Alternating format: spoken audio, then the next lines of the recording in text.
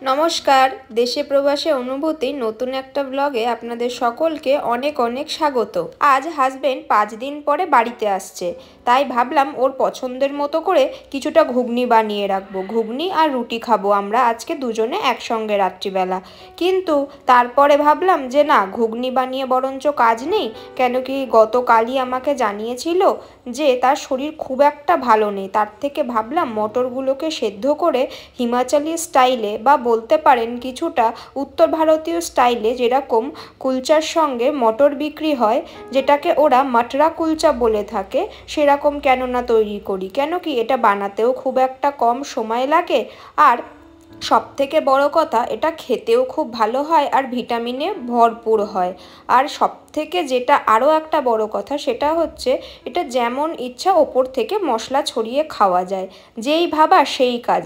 অমনি আমি মটরটাকে সেদ্ধ হতে বসিয়ে দিলাম। মটরটাকে শুধুমাত্র হলুদ আর একটা তেজপাতা দিয়ে সেদ্ধ বসিয়ে দিয়েছি।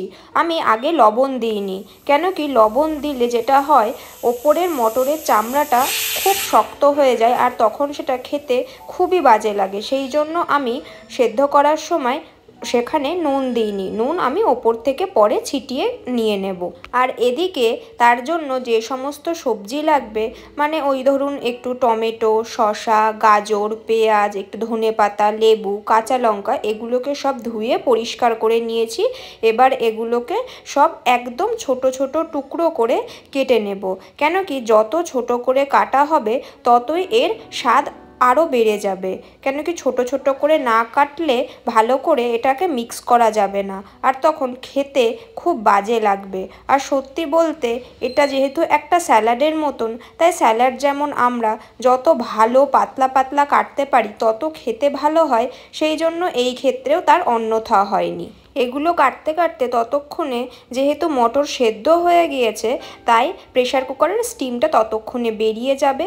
বেরিয়ে গেলে তবে আমি এগুলো ভালো করে সব ওপর থেকে মিক্স করে দেব, আর কিছু প্রয়োজনীয় মশলা সেগুলোও অ্যাড করে ভালো করে মাখিয়ে আমি সকালে 2টো রুটি করেছিলাম, সেই রুটিটা দিয়েই ভাবছি খেয়ে নেব। কেন কি আমার বিশেষ কিছু আর রান্নার ইচ্ছা নেই এরপরে। কেন কি এটা করার পরেও যদি আমি কিছু নিজের জন্য করি তবে সেটাও আমাকে একাই খেতে হবে। হাজবেন্ড তো এসে বলেছে যে সে কিছুই খাবে না, সেই জন্য আমি ভাবলাম বেকার রান্না করে সেটাকে বাসি করে কিংবা খাওয়ারটিকে নষ্ট করে আর লাভ নেই। এটা দিয়ে আর রুটি দিয়ে দারুণ আমার খাওয়া হয়ে যাবে। তাই দেখুন যত তাড়াতাড়ি পারছি এটাকে করে নেওয়ার চেষ্টা করছি। কেন কি ওদিকে আবার খুব বৃষ্টির মতন আকাশ হয়েছে, আকাশ পুরো মেঘাচ্ছন্ন করে আছে। ছাদের উপর আমি একসঙ্গে প্রচুর জামা কাপড় আজ কেচে রোদ্রে দিয়ে এসছি, তো ওগুলোকেও তুলতে যেতে হবে। আর যেহেতু সে ফিরে আসবে তাই ভাবলাম তার আসার আগেই এটাকে তৈরি করে সে এসে যাতে না বসতে হয়, সেই জন্য যত তাড়াতাড়ি সম্ভব আমি এটাকে তৈরি করে নিচ্ছি। আমরা আগের বছর যখন হিমাচল ঘুরতে গেছিলাম তখন এই রেসিপিটা খেয়েছিলাম, তবে সেখানে এত কিছু সবজি দেওয়া ছিল না, শুধু পেঁয়াজ, ধনেপাতা আর একটু লেবু লঙ্কা। কিন্তু আমি ভাবলাম যেহেতু বাড়িতে করছি সেহেতু একটু গাজর আর শসাও এর সঙ্গে অ্যাড করি। বেসিক্যালি যেহেতু এটা স্যালাডের মতো হয়তো খেতে ভালোই লাগবে। আর অনেকেই দেখেছি হিমাচল ছাড়া যখনই এটা আমরা অন্য জায়গাতে খেয়েছি তখন এটার মধ্যে আরও বিভিন্ন রকম সবজি ব্যবহার করে থাকে। অনেকে কাঁচা ক্যাপসিকাম আবার বিট এগুলোও ব্যবহার করে থাকেন। আমি ভাবলাম কাঁচা ক্যাপসিকাম কিংবা বিট না ব্যবহার করে বরঞ্চ এইসব সবজিগুলো ব্যবহার করি। এই যা আমার বলতেই মনে ছিল না কথা বলতে বলতে যে একটু আদার টুকরোও অবশ্যই দরকারি হয়। আবার কেউ যদি গুঁড়ো আদার ড্রাই পাউডার থাকে তাহলে সেটাও মিক্স করতে পারেন। আমার কাছে ওটা ফুরিয়ে গেছে, সেই জন্য ভাবলাম একটু আদা কুচি করে দিয়ে দিই, সেটা আরও ভালো ফ্লেভার নিয়ে আসবে আর খেতেও অনেক ভালো হবে। এই দেখুন একটু আমচুর পাউডার, বিট লবণ, একটু গোলমরিচ আর যেটা লাগে সেটা হলো জিরে গুঁড়ো, আর এই যে এক গাদা সবজি কুচানো, এটা দিয়েই মনে হচ্ছে পেট ভরে যাবে আর রুটি খাওয়ার প্রয়োজন হবে না। মটরগুলো দারুণ সেদ্ধ হয়ে গিয়েছে। আমি দেখি এই বাটির মধ্যে বেশ আমার জন্য মিক্স করে নিই। হাজব্যান্ডেরটা এখন মিক্স করে রাখবো না, আসলে পরে তার হাত মুখ ধুতে ধুতে আমার মিক্স করা করা হয়ে যাবে। কেন কি সবজিগুলো তো আমি কুচিয়ে রেখেই দিলাম, আর আধা ঘন্টার মধ্যেই চলে আসবে, তো তখন তাকে মিক্স করে গরম গরম খেতে দিয়ে দেব। মটরগুলো হাতার পেছন দিয়ে চিপলে একদম পুরো পেস্ট হয়ে যাচ্ছে, কি দারুণ নরম হয়েছে। এটা দিয়ে অবশ্য ঘুগনি করা যেত না, ঘুগনির জন্য আর একটু কম সিটি দিতে হতো। ব্যাস, এবার ম্যাশ করা হয়ে গেছে। এর মধ্যে একে একে গাজর কুচি, শসা কুচি, পেঁয়াজ কুচি, একটু লঙ্কা কুচি, এগুলো সব দিয়ে ভালো করে এবার মিক্স করার পালা। শুধু মিক্স করে নিয়ে তবে ওপর থেকে যতটা দরকার ততটা পরিমাণ মশলা দিয়ে দিতে হবে।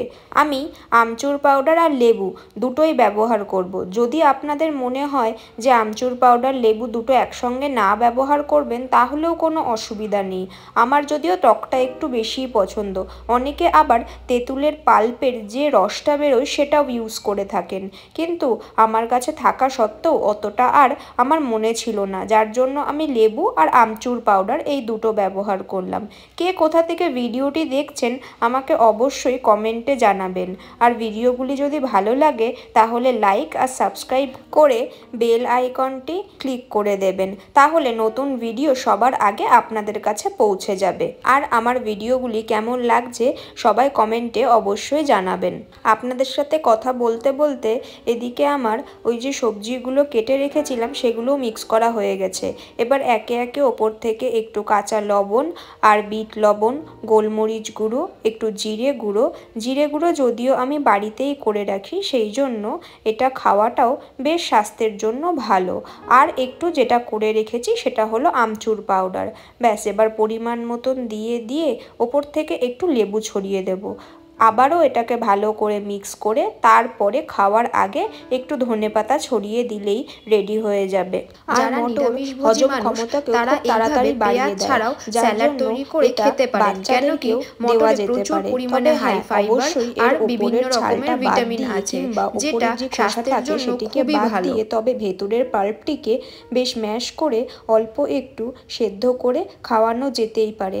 যেমন অনেক সময় বাচ্চাদেরকে ডাল সেদ্ধ খাওয়ানো হয়, ঠিক সেরকমই কোথাও ঘুরতে গেলে এটাকে যদিও টিফিন হিসাবেও ক্যারি করা যেতে পারে, তবে সেই সময় লবণ কিংবা আমচুর পাউডার আর লেবু এগুলোকে মেশানো যাবে না, কেন কি লবণ মেশালেই জিনিসটা থেকে জল ছাড়তে শুরু করে দেবে। আমচুর পাউডারেও যেহেতু বিট লবণ থাকে, সেহেতু ওটাকেও না মিক্স করে একটা ছোট কৌটার মধ্যে ওগুলোকে একসঙ্গে মিক্স করে নিয়ে পরে যখন খাবেন তখন সেটাকে মিশিয়ে দিলেই রেডি হয়ে যাবে বেশ চটজলদি একটা মুখরোচক খাবার। আর এটা তো ট্রেনে, বাসে, যে কোনো জায়গাতে বেশ বিক্রিও হয় এরকম। তবে হ্যাঁ, মটরের পরিবর্তে বেশিরভাগ জায়গাতে এই জিনিসটি ছোলা দিয়ে বিক্রি হয়, এটা ছোলা দিয়েও আপনারা খেতে পারেন। আমার প্রায় এটা তৈরি হয়ে এসেছে, কিন্তু এটা যেহেতু স্যালাডের মতন তাই মটরটা গরম থাকতে থাকতে খেয়ে নিলেই সবথেকে খেতে ভালো লাগবে, সেই জন্য আমি তাড়াতাড়ি মিক্স করে খেয়ে নেওয়ার চেষ্টা করছি। যে যত তাড়াতাড়ি মিক্স করতে পারবো তত তাড়াতাড়ি এর গরম ভাবটা থাকবে, কেন কি যেহেতু এটা স্যালাডের মতন তাই এটিকে কোনোভাবে মাইক্রোওয়েভ কিংবা এয়ার ফ্রায়ারে গরম করা যাবে না। গরম করলে সবজিগুলো থেকে একটা শুকনো ভাব চলে আসবে আর হাইড্রেশনটা কমে যাবে। আমি বেশ এক মুঠো পরিমাণ ধনেপাতা কেটে নিয়েছিলাম, আমার আবার ধনেপাতাটা বেশ ভালোই লাগে, সেই জন্য অনেকটাই পরিমাণে ধনেপাতা ভালো করে ছড়িয়ে দিয়ে একবার টেস্ট করে দেখেছিলাম অবশ্য যে লেবুটা আমার মনে হয়েছে বেশ কম, তবে যে যার পছন্দ মতন অবশ্যই নিয়ে নেবেন। সেহেতু আমি আর একটা লেবু ছড়িয়ে দিয়েছি। আমি টেস্ট করার পর বুঝলাম যে না, একটু চানাচুর দিলে খেতে বেশ মন্দ হয় না, সেই জন্য ওপর থেকে একটু চানাচুরও ছড়িয়ে নিয়েছিলাম। চানাচুর ছড়িয়ে এটা একবার টেস্ট করে দেখলাম, খেতে দুর্দান্ত হয়েছে। আপনারা সকলেই বাড়িতে একবার ট্রাই করতে পারেন, আশা করছি আপনাদের সকলের খুব ভালো লাগবে। আমার ব্লগটি যদি আপনাদের ভালো লাগে তাহলে অবশ্যই একটা লাইক আর কমেন্ট করে দেবেন। সবাই সুস্থ থাকবেন, সাবধানে থাকবেন। নতুন একটা ব্লগে খুব শীঘ্রই আবার দেখা হবে।